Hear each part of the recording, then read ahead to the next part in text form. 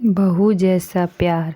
मैं तुम्हें यह नहीं कहूँगी कि मैं तुम्हें बहू नहीं बेटी ही मानूँगी। बेटी बेटी होती है और बहू बहू होती है। मैं तुम्हें बेटी जैसा प्यार नहीं दूँगी, मैं तुम्हें बहू जैसा प्यार ही दूँगी। रह रह कर होने वाली सास के ये शब्द मेरे दिमाग में हथौड़े की तरह वार कर रहे थे।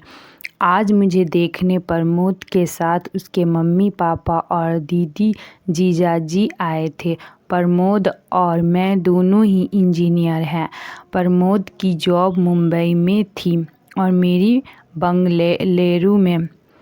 प्रमोद मेरी बुआ जी के दूर के रिश्ते में कोई लगते थे। बुआ जी फूफा जी प्रमोद की और उनके परिवार की तारीफ़ करते थकते नहीं थे। प्रमोद के मम्मी की तो बुआ जी इतनी तारीफ़ कर रही थी जैसे कि वो खुद इंजीनियर हो। पति और बेटा दोनों इंजीनियर हैं तो जाहिर है कि पैसे की कोई कमी नहीं है, लेकिन घमंड नाम की कोई चीज़ उनमें नहीं है। लड़ाई झगड़ा करना तो उन्हें आता ही नहीं। उलट उनकी हमेशा यही कोशिश रहती है कि उनकी वजह से किसी का दिल ना दुखे। खुद इंजीनियर होने के बावजूद और इतना पैसा होने के बावजूद खाना वे स्वयं बनाती हैं। सिर्फ सब्जी आदि काटने के लिए काम वाली की सहायता ले लेती हैं।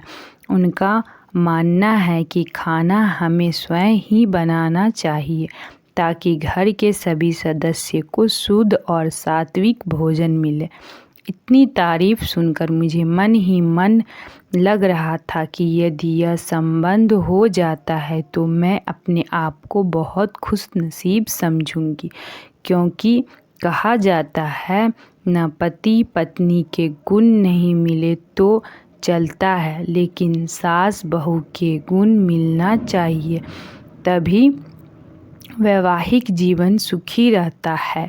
यही सोचकर मैं मन ही मन खुश हो रही थी कि मुझे बहुत अच्छी सास मिलने वाली है।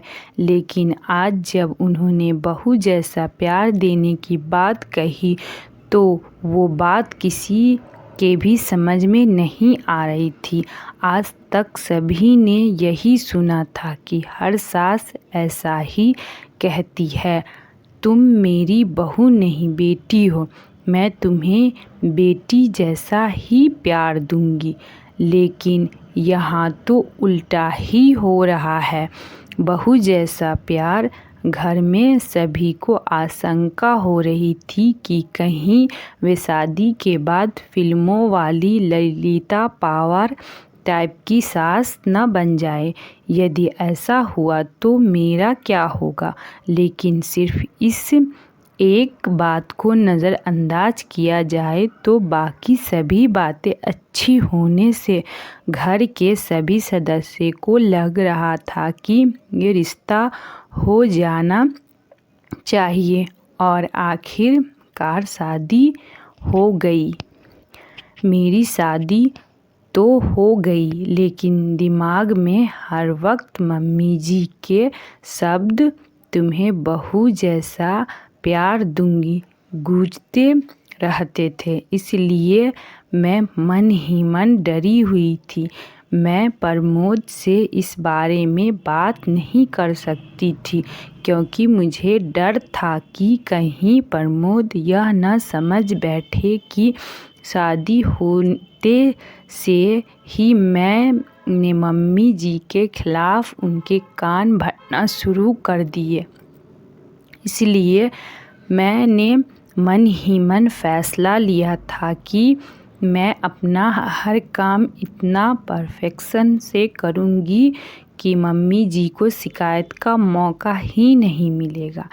जब शिकायत का मौका ही नहीं मिलेगा तो वो ललिता पावर नहीं बन पाएगी। कहानी थोड़ी सी भी अच्छी लगी हो तो चैनल को सब्सक्राइब करें, लाइक करें और कमेंट में ज़रूर बताएं कि आपको ये कहानी कैसी लगी। Thank you.